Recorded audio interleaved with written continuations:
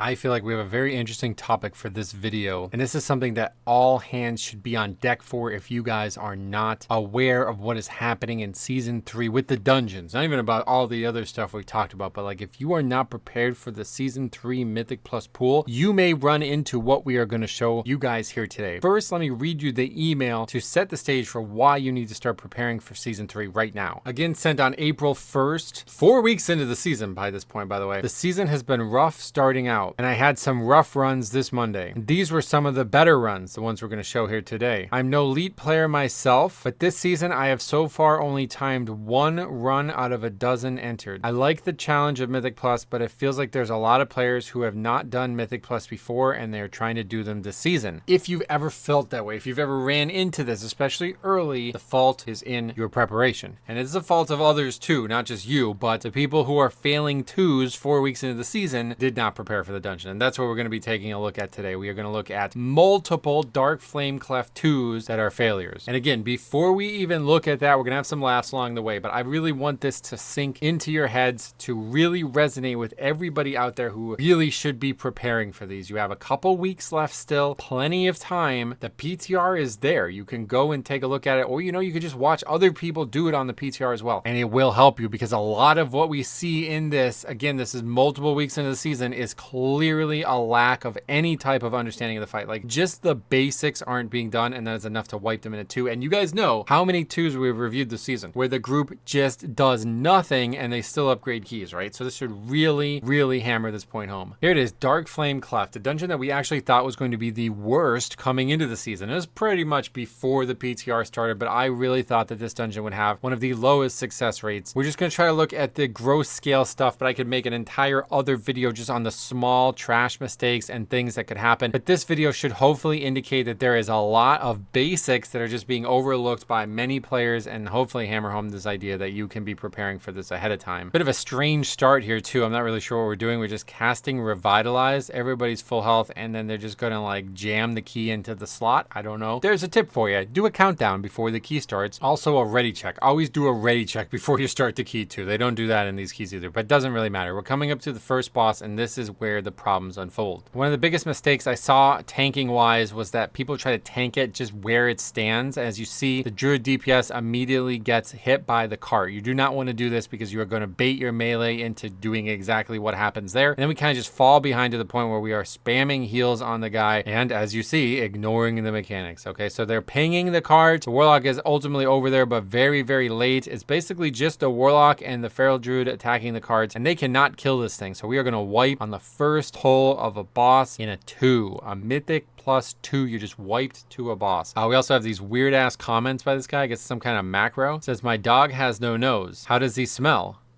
Awful.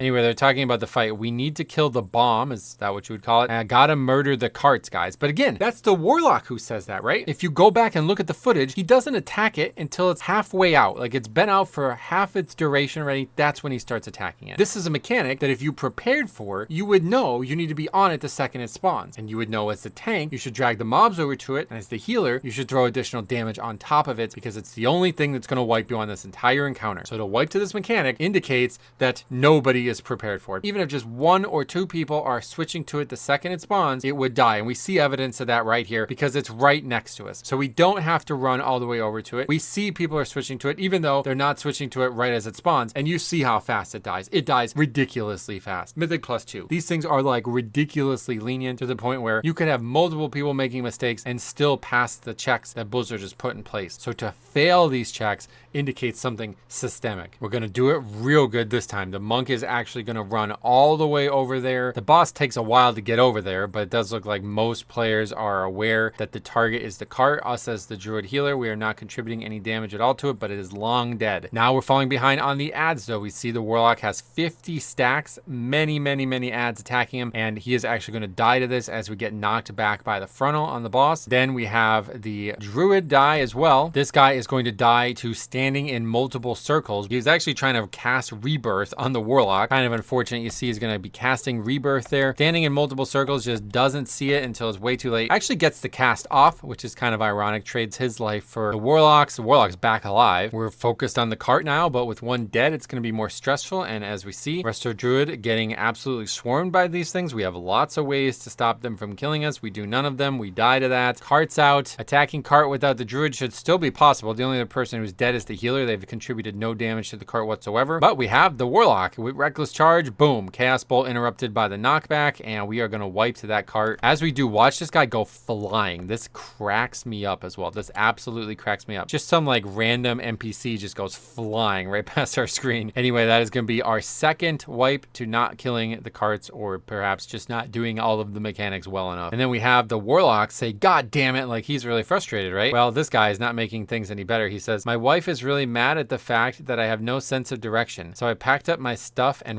then leaves the party. Thanks for the invite after 2 wipes to the first boss. And so another problem with Loki's, right? This guy would rather leave the dungeon than have everybody learn a 2, the lowest possible dungeon difficulty that exists in the Mythic Plus system. He'd rather just let everybody scatter to the wind than try to help people get better. Another big issue with Mythic Plus pugging. Okay, so we are in group number 2. Same dungeon, Dark Flame Cleft +2. We again do the exact same thing that all their tanks always do. Just keep them in the middle. This time a mage gets hit by the cart as it passes by. This may seem silly, but it's like disrupting everybody's DPS. You know what I mean? Pull the mob away so there's not people standing there. Here's another Cattywampus, another druid. That guy's not feral this time. He's balanced. He's also going to get hit by the cart as it comes by. Now we're again falling behind. Spam healing people as the cart is coming out. It's all the way on the other side of the screen. And this time, holy shit, I don't see a single spell over there. It's all casters. Watch it again from the moment we see it on the screen. I'm going to pause it right now. It's on the screen. We have a Resto Druid, a Balance Druid, a Frost Mage, and a Marksmanship Hunter. I don't know that I see a single spell. I think I don't see a single spell go over there. I think it's at full health. It looks like the Hunter might switch to it, and then he turtles it as he sees it's about to die, but that thing did not get touched. Again, because we know how fast it died in the previous run. Boss also giving us a tip here. He says, better watch out as the guy casting Frostfire Bolt over and over again on the tracks is about to get ran over. You can barely see it. And we got another card out. We got another card out as we are worrying about the mage dying, who's ultimately going to die to the combination of the carts plus the ad. We're actually targeting the cart now so we can see just how ridiculously easy it is to kill this thing. He's going to target it, and watch. He targets it. It's at like 80% health, okay? Watch how quick this thing dies once people finally actually switch to it. It's at 50% health right now, and it goes from 50 to 0 in like 1 second. That's all that ever needed to happen. We even have 1 player dead, and it still dies that fast. Finally use our battle res on the mage. The mage is not comfortable being off the track. He'd rather be on the track. I guess maybe he really likes mine carts because he's going to get hit again. But again, don't let that distract you from the fact that this cart is getting annihilated. Like unbelievable. And I swear we don't have all 5 people contributing damage to it. You don't need that level of maximization. Now we're going to focus on the third boss a bit because this is one of the hardest bosses in the game. This one is a lot different than the other 2 bosses. This one's actually extremely difficult, mostly due to the healing requirement, which I think at this time it wasn't that hard. I know they like buffed it or made it harder or something like that. I don't really remember how, but at this point it wasn't maybe that bad. And again, it's a 2. There's no tyrannical, there's no affixes at all, but we are seeing multiple points of failure here. And honestly, the difficulty of the fight is numerical, so failing the actual mechanics is really, really bad. We just do not kick this cast at all. We don't know who's available as well. We have no tracking on our screen. This is a very crucial skill. I'm not sure that we have an interrupt. That's another big issue as an actual healer, but because of that, we miss all but 1 candle being soaked there. We have these statues, is what people are calling them for some reason, and we're gonna have a lot of them up, so we need to accurately spread out. And unfortunately, once you fail this mechanic as bad as we did the first time, it's really hard to recover. You might not be able to see it because of the webcam, but this guy is actually just gonna run away with the mechanic. He's to the right of where I am right now on the screen. You can see the very bottom part of the screen has a circle. That guy's just running away with the mechanic because he doesn't know the fight. This mage now has made pretty much every possible mistake the dungeon can afford. Okay, well, not quite yet. Now he has the pickaxe, just standing still, casting Glacial Spike, pickaxe is going to go out. This one is going to impale him, and he's going to get knocked all the way down the stairs and die. You can actually see the mini map on the top right. He's basically all the way in the previous room. Another good example here, we have like 8 of these things up. We need to get as many cleared as possible, and we have 2 people overlapping on 1. We're pretty much wiping here at this point, but regardless, another mechanical failure. But we do show some indications that we're improving. The first set, we're kicking the cast, so we're not getting feared. Balance Druid does that, and then the mage moves over to the other like statue or whatever, and we broke all of those out the first time. Good idea to try to break the wax things in the middle of this like mess of an area where you can't actually get players, and that actually happens. But we again do not kick the fear, and now we get stunned by getting feared into the mechanic, and we die as the healer. We get the battle res, and we're back to fighting the fight, but again, this is how difficult this is numerically. It's almost impossible to recover from, but we are actually going to get the boss down just barely. I think if this was anything other than a 2, this is a second full wipe to this fight due to that healer death. On to the last boss, another thing we featured a good amount this season, unfortunately, and I think you probably already know what's about to go wrong. To be fair, I have seen this happen even on high keys, but there's just no effort whatsoever to anybody. Like, everybody's just standing still DPSing. Patty Wampus person doesn't even fully move out with the thing. It's still overlapping the candle, so it's going to actually hit the candle here. Pretty crazy. This one's real bad, so that just takes like half the remaining light, and then somebody's finally going to go try to run for the candles that spawn, but it's only one person getting it, and this candle is actually going to be 0% before it even does the mechanic that causes the issue. We do bring one of the candles to it, so it's back. We never actually get feared. We get very, very lucky there, honestly. I think it's only happened that way because he was casting another mechanic. But again, since nobody is actually bringing the candles into the boss, it is then going to get destroyed by Eternal Darkness, and we are going to get feared. What you have to do here is you have to get one in as he's doing this or right before he's doing this mechanic to make sure the candle survives it, because if the candle stays at 0%, he will do a fear, which not only is dangerous, but also makes you take debuff that makes you do less and less damage as the fight goes on. And up until this point, they had an upgrade. Hunter says, learning man, we chilling. Good perspective to have. You know, as long as people can actually learn in these keys, that's good. But unfortunately, like we saw in the first one, there's not really going to be that much opportunity for that. But we do see improvement. Again, the same set of mechanics. Cattywampus gets it, actually moves it out a lot further this time, so we don't immediately put ourselves in a bad situation. Looks like he's also getting a candle, so he's going to do that mechanic again properly. Hunter picks up the candle to move it. This is something that a lot of people looked at as the tank job, but obviously anybody can do it. It's better than wiping to it. And again, since pretty much nobody's doing the fight, we have Eternal Darkness coming out. Even at 80% health, this candle will not live this, so it's back to 0, and we are back to getting feared. You see the debuff, 10-minute debuff. It makes, I think it's like a haste debuff. It's a huge issue. But we actually have another cast go out, a second cast of Rising Gloom. That's pretty wild. What I'm showing you guys right now, though, is actually, I would say, maybe even advanced strategy. I think a lot of people don't fully understand this. This candle's at 91%, and it is still not going to survive this Eternal Darkness. It has to be brought in during it. That's the only way it survives. So even at 91 energy or whatever, it still gets to 0 after the Eternal Darkness because nobody is bringing it in during it, and we still get feared. Again, on a 2, the fear does not cause anybody to die directly, but this is a major mistake. And I think even though that's like relatively advanced strategy, that is something that I think you would learn from the PTR if you tested it or even watched other people test it. We might actually see our best case to learn for sure, because it is at 96 when it starts. Looks like maybe even 94 when it starts, and it is actually gonna live this one without any candles being brought into it. It lives at 4%, gets down to 0 right after it though, so kind of irrelevant whether or not it was done right or wrong. And again, right, guess what? We got 2 stacks of the fear now, and they're gonna kill this boss no problem whatsoever with 2 stacks of the Rising Gloom, multiple failed pulls of multiple bosses. The question is, did you learn from it? That's the real question, right? Because I think, unfortunately, a lot of people don't learn from failure in this game, because then we come back in here a 3rd time. We have no problems on the first boss and second boss this time, but we are going to take one more look at Candle King. Another great example, I think, because it's so binary. Its real difficulty is simply the numbers, the numerical difficulty of this fight, and the mechanics just have to be done, right? I think a lot of people aren't fully aware that like stacking up helps on this fight. I think a lot of people aren't thinking about getting these done as DPS. They're not thinking about maximizing what this fight might look like to help the healer, because it's a really hard fight if you actually have to heal this fight properly. And we see the warrior just totally oblivious, absolutely oblivious. Look at him swinging his axes over there like that's the only care in the world, just standing still with the circle. He does ultimately move it to this one, but the druid's already here getting 2 of these, so that one to the right of the tank is not going to get taken. It's now living through the first set of them. Pickaxe is on the druid again, the druid healer this time, and we just didn't really learn it, you know what I mean? Don't know what we're doing with it. The priest almost saves him, but then because we also don't kick the spell, he actually dies down here. I think if the fear doesn't go off, we actually survive that. This druid from Quel'Thalas is going to run all the way down here and try to battle res him, but I guess he just can't find him. I think he thought he did it, but he's actually going to die on the way back after doing it. Should have probably just wiped here, honestly. And things have totally fallen apart up here. As you see, we have tons and tons of these things up now, and multiple people are dying. So we actually probably make a bigger mistake trying to battle res the guy than anything. Ultimately cascades into a full wipe, and here's the conversation on the way back. Guys, remove areas, please. Pickaxe for the single one and circles for multiple. Druid Healer says, where does the arrow go? They explain it to him. To a statue of anyone. Back to the statue. Seemingly indicated that this guy who's done this fight now multiple times has not understood the idea that the arrow needs to intersect one of the statues, I guess is what we're calling them. Here's what pull 2 looks like. The warrior gets the line and he takes it to a statue, quote unquote, which is actually great. Then he gets the circle and does nothing with it. Just standing still again, just attacking the boss, because the only thing we talked about was the line, the arrow, right? Demon Hunter says, warrior, do mechanics, man. That does not help. He's not going to learn from that. So just slowly but surely falling apart here. I mean, just once you miss one, it's really hard to get all of them in the next phase. And you would think at this level, if anybody's going to get through it, it's going to be a 2. But again, we have the same thing. We have the pickaxe on the Resto Druid. I think it's maybe a little bit hard to see, to be honest, because of the stuff right underneath the boss. But he does seem to see he has it. And he's trying to like aim it somewhere, but he just aims it in the worst possible situation, actually, because he aims it through the stun. So again, we die to the stun. As the healer, this time we have no battle reses. Boss is so freaking low, so close to dying here. And then we ultimately